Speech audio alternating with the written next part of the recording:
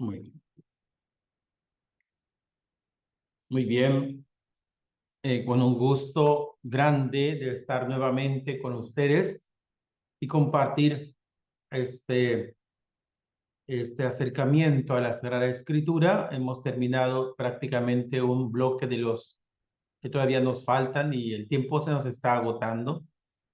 Pues yo procuraré ocupar este mes, si es posible, este mes de diciembre, lo más que se me permita para avanzar, ¿verdad?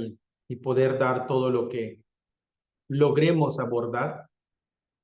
Eh, Quizás no logremos el objetivo final, pero bueno, por hoy pues quisiera compartir con ustedes ya más a fondo algunos datos propios de la Sagrada Escritura, después de haber hecho un recorrido de manera muy general, ¿verdad? Acerca de la palabra de Dios escrita. Vamos a hablar hoy acerca del Pentateuco, acerca de la Torá. Ya hablamos un poco en momentos pasados, en las últimas diapositivas de los temas anteriores. Hoy vamos a detenernos, repito, a profundidad en algunos aspectos. Invocamos pues el nombre de la Virgen María y su protección materna para que nos acompañe en este momento. En el nombre del Padre, del Hijo y del Espíritu Santo. Amén. Dios te salve María, llena eres de gracia, el Señor es contigo, bendita eres entre todas las mujeres y bendito es el fruto de tu vientre Jesús. Santa María, Madre de Dios, ruega por nosotros los pecadores, ahora y en la hora de nuestra muerte. Amén. Estamos reunidos en el nombre del Padre, del Hijo y del Espíritu Santo. Amén. Bien. El Pentateuco o la Torá, del griego pente, es decir, 5, y también teukos, es decir, rollo, estuche, hay quien le llama también instrumento, es decir, 5 rollos. Eso quiere decir Pentateuco. El Pentateuco, o también conocido como la ley, pues son los 5 primeros libros de la Biblia. Contienen una parte narrativa que comienza con la creación del mundo y concluye con la muerte de Moisés, es decir, del Génesis al Deuteronomio. Y pues contienen narraciones que sirven de marco a las leyes que dieron su impronta característica al pueblo de Israel, y por eso la tradición judía designa a este conjunto de libros con el nombre de Torah, palabra hebrea que significa la ley. El Pentateuco, por lo tanto, es esos 5 libros llamados la Torah, que, como ya dijimos en un principio, también se conoce como ley. Y en el siglo II de la era cristiana se les dio el nombre de Pentateuco. Esta palabra de origen griego significa todo lo que ya dijimos y se le usó originalmente para designar también a los 5 estuches donde se guardaban esos libros. ¿Sí? 5 estuches, 5 rollos, 5 instrumentos, ¿no? Donde se guardaban esos textos de la ley. El Pentateuco constituye una verdadera unidad. La división del mismo en 5 partes se funda en razones de orden práctico. Su finalidad era facilitar el manejo de una obra tan voluminosa, tan vasta, tan grande, ¿no? Entonces los judíos de Palestina designaban cada una de esas partes con la palabra inicial del texto. El primer libro, por lo tanto, se llamaba Al principio. Eso significa Génesis, los comienzos, ¿verdad? Al principio. Entonces, en los medios de habla griega, se prefirió darles un título que expresara algún aspecto de su contenido, y de esa manera surgieron los nombres con que se los conoce actualmente. El primer libro se llama Génesis, que quiere decir origen, los principios, los comienzos, porque describe eso precisamente, los comienzos del universo, de la humanidad, del pueblo de Dios. Génesis. Luego el segundo recibe el nombre de Éxodo, que significa salida, porque la primera parte de este libro trata de la salida de Egipto, ¿verdad? De la salida del pueblo de Israel que estaba esclavizado, sometido bajo el yugo de los egipcios y que es liberado por Moisés, por Dios, ¿verdad? Envía a Moisés para dirigirlos hacia la tierra prometida. Por eso se llama Éxodo. Luego viene el Levítico, así llamado porque contiene el ritual que debían observar los sacerdotes de la tribu de Leví. Acuérdense ustedes que de las 12 tribus de Israel, el Señor se había separado para sí una tribu a la cual no le había dado,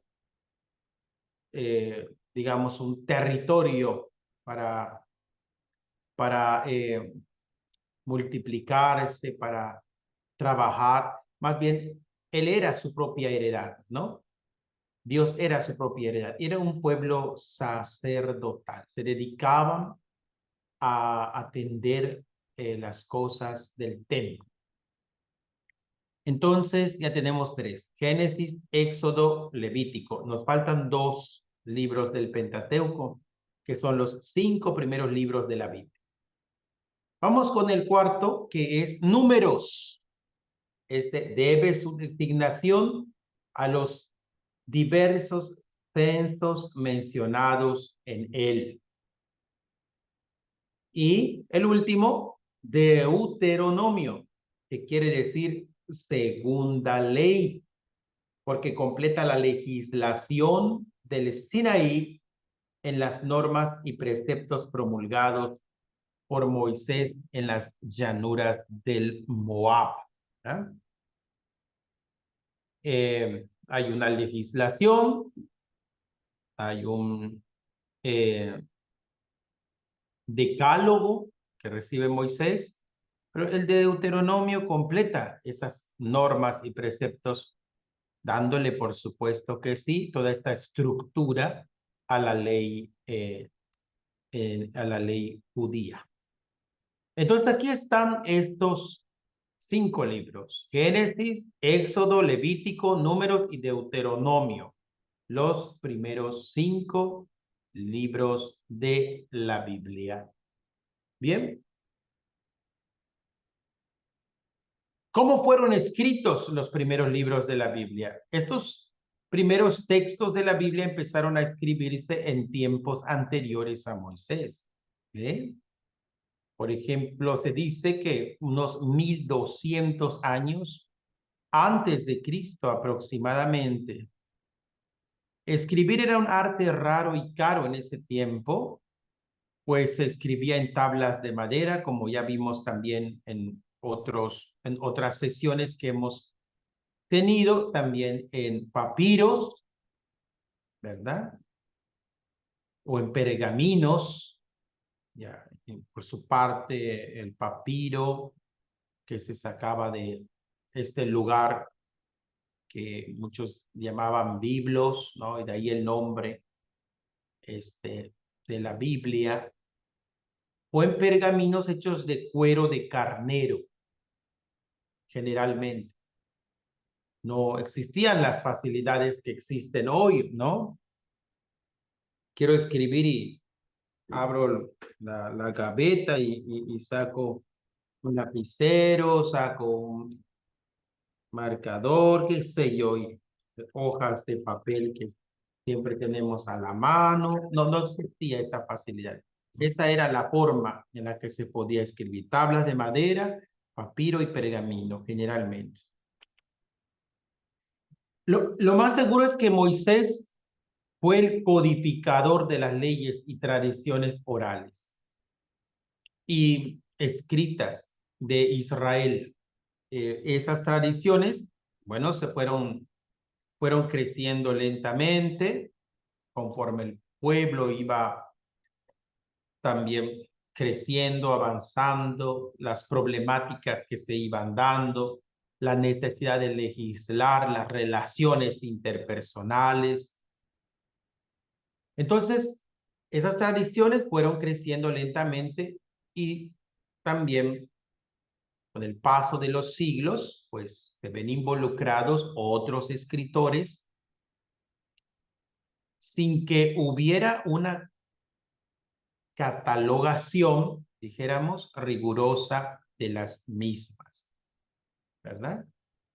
De las leyes de Moisés, lo más seguro es que se fueron haciendo más y más y más leyes. Cuando se hablaba de la literatura sagrada de Israel y de cómo se formó, no hay que olvidar que hasta el siglo XVIII después de Cristo se admitía que Moisés había escrito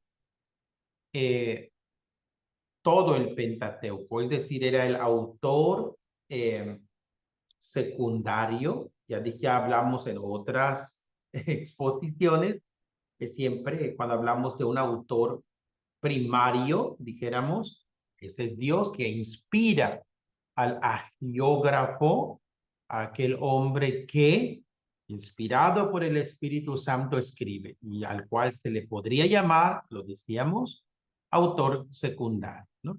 Pues se pensaba que el autor secundario, pues era Moisés, de todo el Pentateuco, que contiene la ley judía, de toda la Torá. Es decir, se pensaba que él era el autor secundario del Génesis, Éxodo, Levítico, Números y Deuteronomio, los 5 primeros libros de la Biblia, el Pentateuco. Estamos obviamente hablando de los 5 primeros libros del Antiguo Testamento. Pero en los últimos siglos, los estudios más precisos, pues arrojan un dato muy valioso, que no hay que descuidar tampoco, ¿no? Que hay una fuerte posibilidad de que no sea Moisés el autor de esos, de los 5 libros del Pentateuco, ¿no? O por lo menos no el autor directo. Tradicionalmente se sostiene así en los cursos de Biblia, digamos, más antiguos. Se dice, sin lugar a dudas, no se deja a discusión ni a debate que Moisés es el autor del Pentateuco. Pero hay un análisis que habría que hacer, ¿no?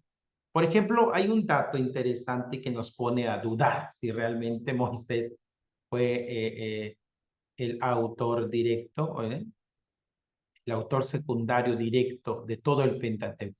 Si uno va al Deuteronomio, que es el último libro del Pentateuco, y busca el capítulo 34, es el versículo 1 al 12, pues bueno, va a encontrar lo siguiente. Muerte de Moisés, ¿verdad? De hecho, es el último capítulo y los últimos versículos del Pentateuco, del Deuteronomio, ¿no? Es el Deuteronomio 34, 1 al 12.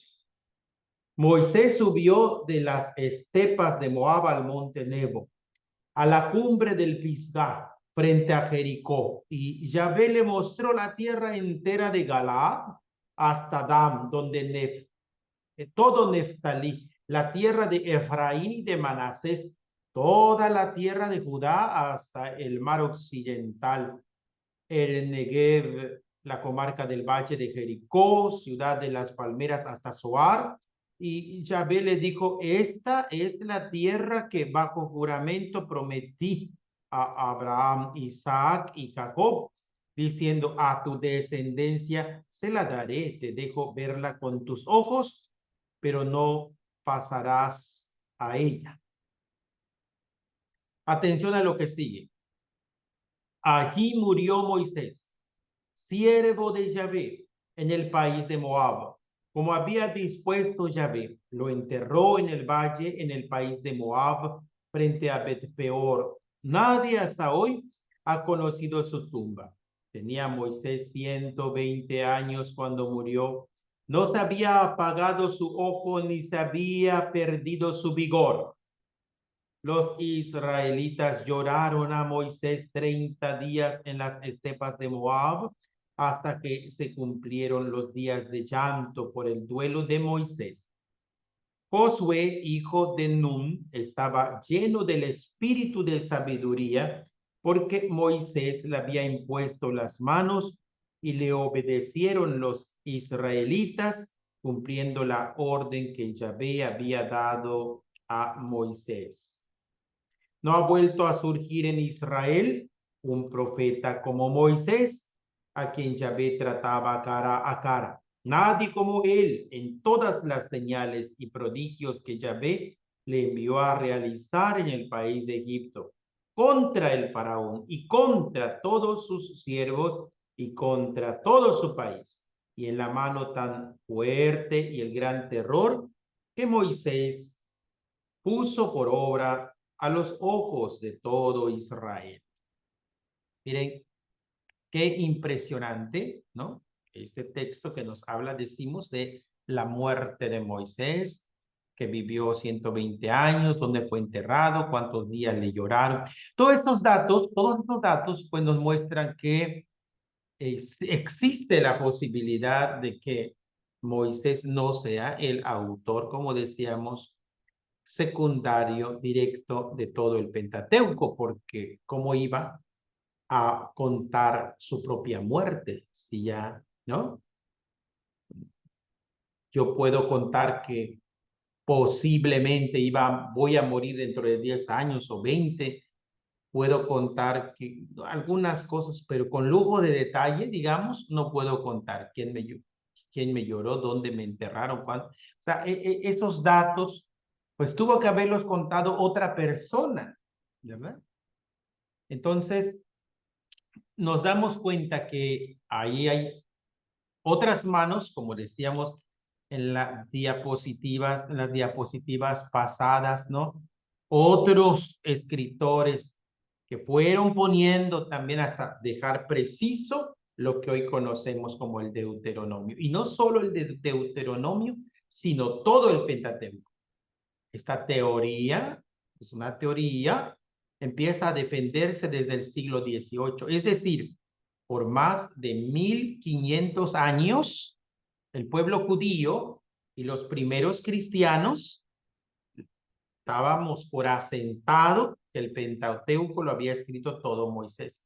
Pero datos como este abren la posibilidad y plantean la teoría de que otros escritores también tuvieron que ver hasta precisar lo que hoy es el Pentateuco.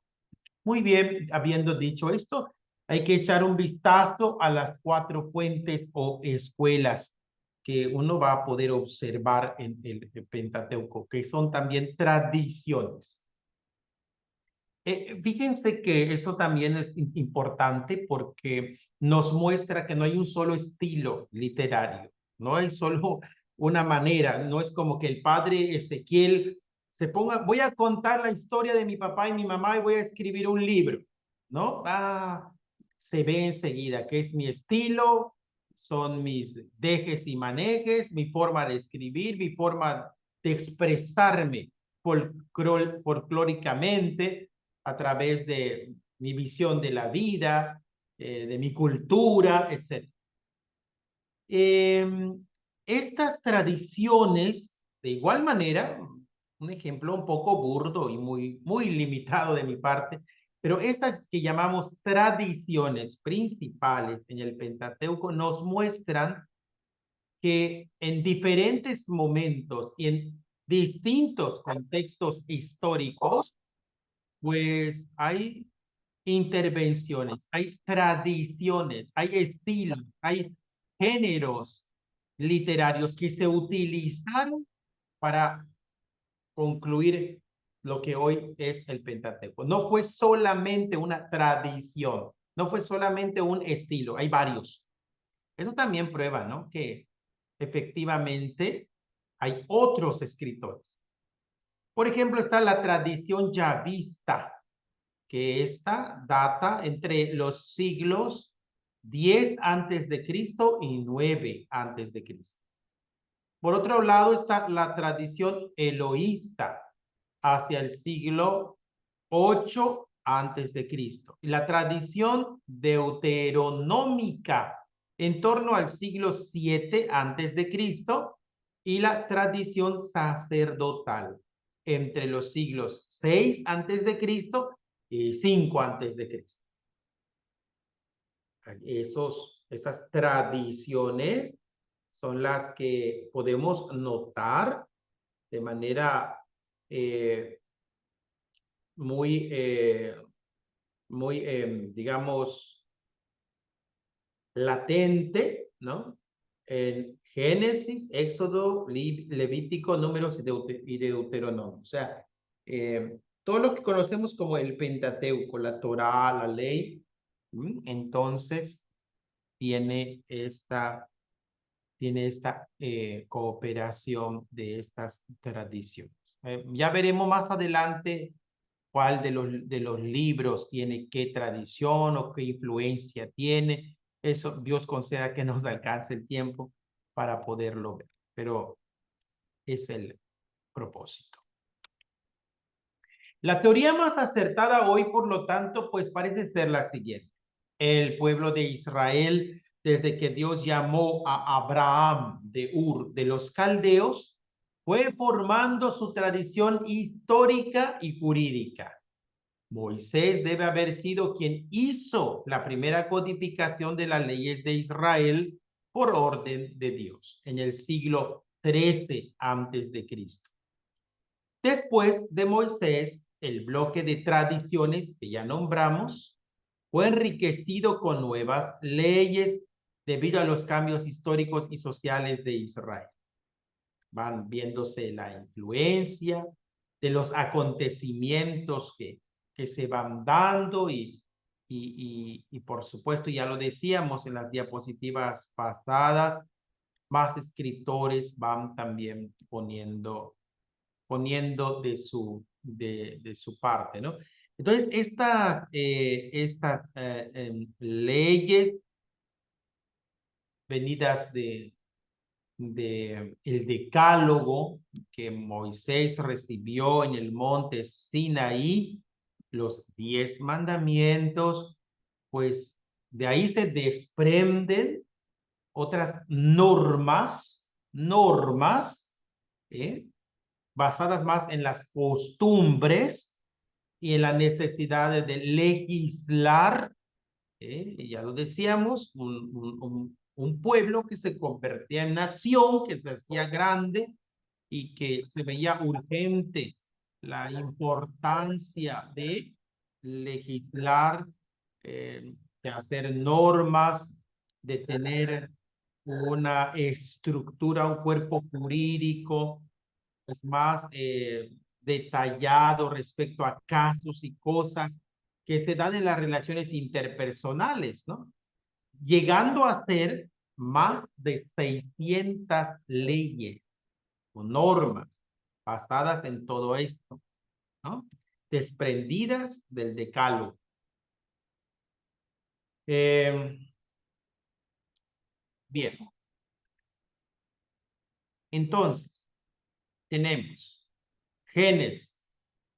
El Génesis del 1 al 11 va narrando los orígenes del universo, Luego del 12 al 50 vamos a encontrarnos la historia de los patriarcas Abraham, Isaac, Jacob y José. Luego también de esta parte de Génesis 12 a Deuteronomio 34, vamos a anotar ahí que se habla de los orígenes del pueblo de Israel, ¿verdad? Y el Éxodo y el Deuteronomio también atribuidos en su tiempo, igual por supuesto que sí, a la obra de Moisés. Bueno, entonces aquí tenemos Génesis, Éxodo, Levítico, Números, Deuteronomio. Los 5 primeros libros de la Sagrada Escritura. Ellos son los que forman, ya lo dijimos, el Pentateuco. Entonces, es importante también recordar que es equivocado y también anacrónico considerar al Pentateuco como un libro en el sentido moderno de la palabra, ¿no? En realidad se trata de una compilación de varias fuentes o tradiciones narrativas, legales y litúrgicas que se fueron formando y transmitiendo en el pueblo de Dios a lo largo de muchos siglos. Las etapas de ese proceso pueden ser reconstruidas en parte mediante el análisis literario de los textos. Algunos elementos de estas tradiciones se remontan hasta la época de Moisés y aún antes de Moisés, y se fueron transmitiendo oralmente antes de ser puestas por escrito. Esto que acabamos de decir es una pequeña síntesis de lo que hemos venido diciendo, ¿no? Hay varias tradiciones y también, pues, muestra eso que, pues, muy probablemente no fue solamente Moisés quien pusiera por escrito, sino que hubieron otros escritores que en su momento, en el contexto que fue importante hacerlo, en el momento preciso, pues pulieron lo que hoy conocemos como el Pentateuco. Decimos, no es solo un libro, sino que son estos 5 primeros libros de la Sagrada Escritura. Las tradiciones bíblicas, bueno, hablemos un poco de eso, las tradiciones bíblicas, las 4 tradiciones del Pentateuco. Ya las nombramos hace rato. Vamos a nombrarlas nuevamente y luego vamos a intentar ir una por una hasta donde lleguemos, ¿no? Ya dijimos que el estudio detenido de los textos permite afirmar que en la composición definitiva del Pentateuco realizada después del exilio hacia el siglo V antes de Cristo, pues se emplearon principalmente 4 fuentes o tradiciones, que son la fuente yavista o tradición yavista, la eloísta, la sacerdotal y la deuteronómica. Eso ya lo dijimos. La recopilación de estas tradiciones procedentes de ambientes y épocas muy diferentes explica muchas cosas que vamos a encontrar en el Pentateuco. ¿Como cuáles? Bueno, la variedad de vocabulario. No se usa un mismo vocabulario, lo vamos a notar cuando lo estemos leyendo. El estilo, ya lo habíamos dicho también. La existencia de relatos en un libro y en otro libro, que son como paralelos o duplicados, y aparentes también incongruencias que aparecen en una forma de relatarlo en uno y en una forma de relatarlo en otro. Y de una manera más general, pues la rica complejidad literaria y doctrinal que caracteriza a toda la obra. Acuérdense ustedes que la Biblia no se contradice. Es importante entender esto que estamos hablando, porque cuando nos encontramos con estos relatos paralelos y parece que, oiga, pero aquí dice una cosa y allí como que hay un dato diferente, ¿no? Entonces, ¿qué pasó? ¿La Biblia está contradiciéndose? No, estamos diciendo, ¿verdad? Que esta complejidad, esta riqueza que tiene la Sagrada Escritura, en el caso concreto del Pentateuco, pues bebe de estas cuatro tradiciones, de estas cuatro fuentes y que por lo tanto, pues el vocabulario, el estilo, la forma de expresarlo no va a ser igual porque no es un solo autor, como veníamos diciendo, ¿verdad? Sin embargo, pues arroja esta belleza literaria, ¿verdad? Que nos permite, por supuesto que sí también, abrir el corazón a toda la doctrina, la enseñanza que Dios quiere revelarnos. Importante comprender esto para no confundirse, ¿verdad? Por eso decimos aparentes incongruencias. Ok, vamos a la tradición yavista. Así quizás no va a ser tan profundo, pero vamos a intentar verlo para avanzar lo más que podamos, ¿ya? La tradición más antigua es la yavista, de las que acabamos de nombrar. Entonces no estaría malo, al contrario, sería muy bueno intentar de memorizar. Pentateuco es la Torá, la ley judía, 5 primeros libros de la Sagrada Escritura, ¿no? A saber, Génesis, Éxodo, Levítico, Números y Deuteronomio. Luego están estas tradiciones o fuentes: yavista, eloísta, deuterocanónica y sacerdotal. Eso hablando de los 5 primeros libros de la Biblia. Eso sería chévere aprendérselo de memoria. Bueno, la más antigua de las fuentes o tradiciones, pues, es la yavista, ya lo dijimos. Porque su autor utiliza desde el comienzo del relato el nombre de Yahvé. De ahí yavista. Yahvé. Para expresarse acerca del nombre propio del Dios de Israel. Habitualmente hay quien lo traduce como el Señor, ¿no? Vamos a ver Génesis 4:26, a ver, por aquí lo debo tener, Génesis 4:26, ¿qué dice? Dice 4:26, aquí.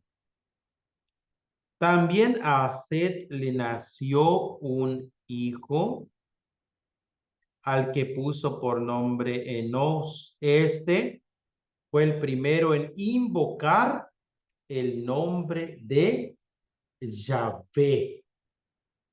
Yahvé, el primero en invocar el nombre de Yahvé. Y es que cuando usted abre el texto de las Sagradas Escrituras y se va al libro de Génesis, va a, va a estar viéndola desde el capítulo primero, el versículo primero, en el principio, como ya dijimos, ¿no? De esa palabra se ocupa el nombre de Génesis, los comienzos, el principio, ahí está. En el principio creó Dios el cielo y la tierra, etc. Luego dijo Dios. Luego en otro versículo, dijo Dios y así. Dijo Dios, dijo Dios, dijo Dios, ¿no? Dijo Dios y así el verso 26. Luego el 27, creó pues Dios. Y luego 29, Dios dijo. Y luego así, ¿no? Hasta que usted más adelantito ya aquí va a encontrar la prueba de la libertad en el paraíso. Ya ese es el capítulo 2, el día en que hizo Yahvé Dios la tierra y el cielo. Ok, estos datos nos muestran que efectivamente el título que el Génesis usa para ya referirse a este Dios que creó todas las cosas, pues es Yahvé, Yahvé. Y estas narraciones que se distinguen por su estilo simple y sin artificios, que revelan el arte de un narrador consumado. Esta tradición tiene un nivel artístico, poético, increíble, ¿no? Más adelante en el proyecto estaba a hablar de géneros literarios, no creo que nos dé tiempo, pero ver cómo de una manera de poesía se narra la creación, ¿verdad? Y eh, esta tradición o fuente yavista que ya dijimos, utiliza esta palabra, Yahvé, para referirse al nombre del Dios israelita, al Dios de los judíos, ¿no? Entonces, estamos no ante un improvisado, estamos ante un narrador consumado. Eh, no expresa sus pensamientos por medio de enunciados abstractos, sino mediante la selección y encadenamiento de narraciones que recoge de la tradición oral y escrita de su pueblo, sin perder nunca de vista la trascendencia de Dios. Describe su acción con rasgos marcadamente antropomórficos, ¿no? Dios que reacciona generalmente como reaccionaría un hombre, un ser humano, a la forma, a la manera, al estilo de un ser humano. Eso quiere decir antropomorfo, ¿no? A la forma de un ser humano. Así cuenta, ¿no? Inclusive su diálogo con Adán y con Eva, Dios que reacciona a la traición de sus hijos, a Dios que le duele, un Dios que, que también se alegra cuando hace la creación, ¿no? Y vio Dios que era muy bueno, ¿no? Esos rasgos. Estamos entonces hablando de esta tradición yavista. El horizonte del yavista es universal. Según su concepción, la historia del mundo se encuentra bajo el signo de la maldición introducida por el pecado. Ahí lo podemos encontrar en Génesis 3, versos 14 al 19, ¿no? Dice así: entonces Yahvé Dios dijo a la serpiente: por haber hecho esto, maldita sea entre todas las bestias y entre todos los animales del campo. Sobre tu vientre caminarás y polvo comerás todos los días de tu vida. Enemistad pondré entre ti y la mujer, entre tu linaje y su linaje. Él te pisará la cabeza mientras acechas tú su calcañar. A la mujer le dijo, tantas haré tus fatigas cuantos sean tus embarazos. Con dolor parirás los hijos. Hacia tu marido irá tu deseo y él te dominará. Al hombre le dijo, por haber escuchado la voz de tu mujer y comido del árbol del que yo te había prohibido comer, maldito sea el suelo por tu causa. Con fatiga sacarás de él el alimento todos los días de tu vida. Espinas y abrojos te producirá y comerás la hierba del campo. Con el sudor de tu rostro comerás el pan hasta que vuelvas al suelo, pues de él fuiste tomado. Porque eres polvo y al polvo volverás. Entonces, para el yavista, la historia del mundo se encuentra bajo el signo de la maldición que entró, entró en la historia humana por el pecado del hombre, por la traición del hombre a Dios. Pero también el yavista contempla esta tradición, es así, que la voluntad salvífica de Dios enfrenta al pecado y con la elección de Abraham hace irrumpir esa bendición en el mundo, ¿no? Él hace esa promesa de que la mujer pisará la cabeza de la serpiente.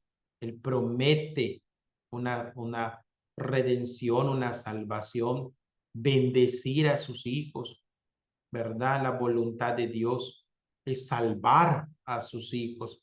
Génesis 12, 1, 3. Vamos a ver si lo tenemos por aquí. Génesis 12, 1, 3. ¿Qué dice? 12, 1, 3. Dice, y Yahvé dijo a Abraham, vete de tu tierra, de tu patria y de la casa de tu padre a la tierra que yo te mostraré. De ti haré una nación grande y te bendeciré. Engrandeceré tu nombre y sé tú una bendición. Bendeciré a quienes te bendigan y maldeciré a quienes te maldigan. Por ti se bendecirán todos los linajes de la tierra. Miren qué hermoso esto, ¿no? Allí se inaugura el designio salvador de Dios y también se inaugura este cumplimiento de las promesas de la salvación hacia sus hijos. El pueblo de Israel, por tanto, es el portador de esa bendición y su presencia es germen de bendiciones para todos los pueblos. Esta es la visión del yavista, de esa tradición yavista que vemos, ¿verdad? Que vemos en las Sagradas Escrituras. Estamos hablando de la tradición yavista, estamos hablando del libro del Génesis. La tradición yavista, ya lo dijimos, es la más antigua y se caracteriza por llamar a Dios Yahvé, también ya lo dijimos, ya leímos este texto del Génesis 2, del 4 al 20, donde presenta un vocabulario característico, un recorrido histórico, pone de relieve el primer relato patriarcal y luego los acontecimientos del Éxodo, presenta la comunión divina con los hombres. Génesis 3, 8, 21. Vamos a ver qué dice. Génesis 3, 8, 21. Dice así. No lo vamos a leer todo, pero Génesis 3, 8, 21. Oyeron luego el ruido de los pasos de Yahvé Dios que se paseaba por el jardín a la hora de la brisa, y el hombre y su mujer se ocultaron de la vista de Yahvé Dios por entre los árboles del jardín. Yahvé Dios llamó al hombre y le dijo, ¿dónde estás? Este contestó, He oído andar por el jardín y he tenido miedo, porque estoy desnudo. Por esto me he escondido. Él replicó, ¿quién te ha hecho ver que estabas desnudo? ¿Has comido acaso del árbol del que te prohibí comer? Dijo el hombre, la mujer que me diste por compañera me dio del árbol y comí. Dijo después, dijo pues Yahvé Dios a la mujer, ¿por qué lo has hecho? Contestó la mujer, la serpiente me sedujo y comí. ¿Eh? Entonces, vemos que se hace presente, ¿verdad? Esta, esta traición, pero también el Señor hace promesas de salvación, ¿no? Y vemos entonces que a pesar del dominio del pecado, Dios quiere hacer alianza con los hombres. Es Dios quien tiene la iniciativa de ir al encuentro de sus hijos. Es decir, se hace presente el pecado, pero también la misericordia de Dios jamás abandona. Hay una cita ahí del Éxodo, bueno, todo lo que es el Éxodo 19, que nos muestra precisamente que el Señor hace una alianza con su pueblo a través de Moisés, ¿verdad? Y que le entrega a Moisés los mandamientos, se le hace presente, ¿verdad? Y el Señor, a pesar del pecado, está dispuesto a ser el cercano a sus hijos. Bien, esto en cuanto a la tradición chavista, ¿verdad? Luego, nos dará tiempo, creo que sí, un poquito más, para hablar algo acerca de la tradición eloísta. Bueno, no sé si me da tiempo, pero bueno, uno o dos minutitos creo. La tradición eloísta, esa es la segunda tradición. Esta se denomina eloísta porque designa a Dios con el nombre de Elohim. Esta es una palabra hebrea que significa Dios, hasta el momento en que el nombre propio del Dios de Israel, o sea, Yahvé, es revelado a Moisés en el Sinai, ¿verdad?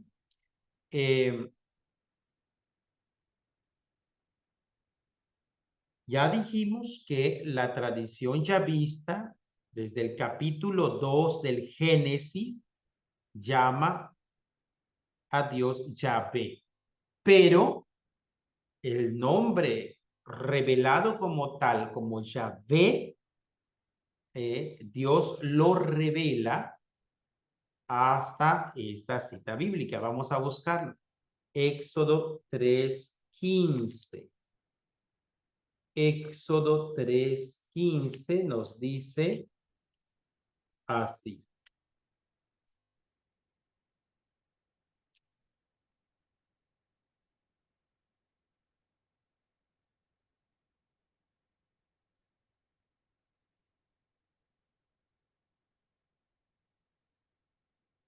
Siguió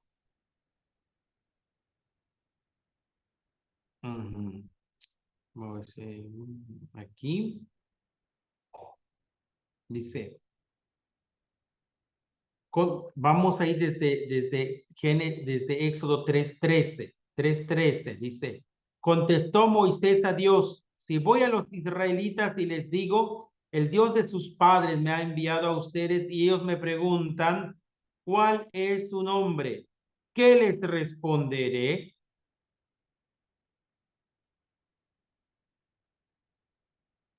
Dijo Dios a Moisés, yo soy el que soy. Y añadió, así dirás a los israelitas, yo soy, me ha enviado a ustedes. Siguió diciendo, siguió Dios diciendo, así dirás a los israelitas, Yahvé, el Dios de sus padres, el Dios de Abraham, el Dios de Isaac y el Dios de Jacob, me ha enviado a ustedes. Este es mi nombre para siempre.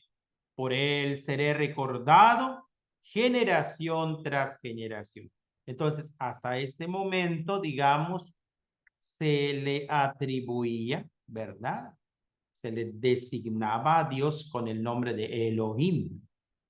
Éxodo 3:15 nos dice que Dios de su boca le dice a Moisés, Yahvé, ¿no? Que es una forma, digamos, arcaica del verbo ser. Es decir, yo soy el que soy. Eso quiere decir Yahvé. Yo soy el que soy, ¿no? Entonces, eh, aunque ya dijimos, la tradición yavista llamaba desde el capítulo 2 del Génesis, llamaba así a Yahvé, a Dios, es hasta el nombre como tal es revelado, ¿verdad? Hasta este encuentro de Dios con Moisés allí ante la zarza ardiendo y Dios revela este nombre con Yahvé. Pero Elohim, eh, que es como es llamado Dios antes de ser llamado el Yahvé, eh, tiene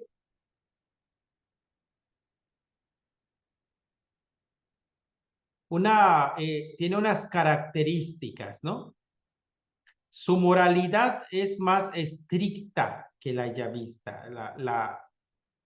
Esta tradición eloísta muestra este matiz, una moralidad más estricta que la tradición yavista, porque para el eloísta el punto culminante de la historia fue la alianza de Dios, ¿verdad? De la alianza de Dios con Israel. Y comienza su relato en Génesis 15, que tiene una tendencia universalista y religiosa y tiene espíritu profético. Vamos a ver qué nos dice Génesis 15, el último, Génesis 15, que nos dice Génesis 15, dice, nos habla de las promesas divinas y la alianza, ¿no? Entonces, hay ahí no solamente una promesa, vamos a leer en este capítulo, no solamente una promesa, sino que también estas promesas quedan sancionadas con alianzas, ¿no?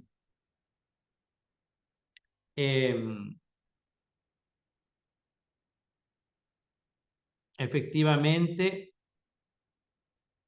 entonces, por lo tanto, podríamos decir que esta tradición acentúa la distancia entre Dios y el hombre, y en esta tradición las revelaciones divinas se realizan con rasgos menos antropomórficos. Es decir, Dios permanece invisible y habla desde el fuego o desde la nube, dirige a su pueblo por medio de un profeta como Moisés y comunica libremente el espíritu profético.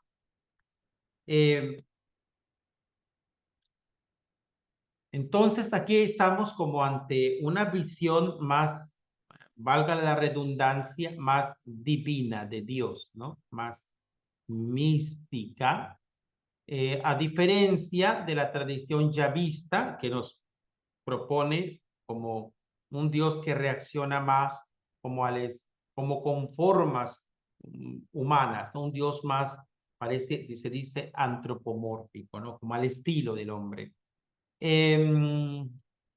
Aquí no, es un Dios que está más en el misterio, permanece invisible, habla desde el fuego, habla desde la nube, dirige a su pueblo por medio de Moisés, etc.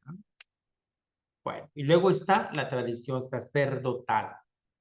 Y nos faltaría luego de eso ver un poquito acerca de la tradición deuteronómica. ¿Mm?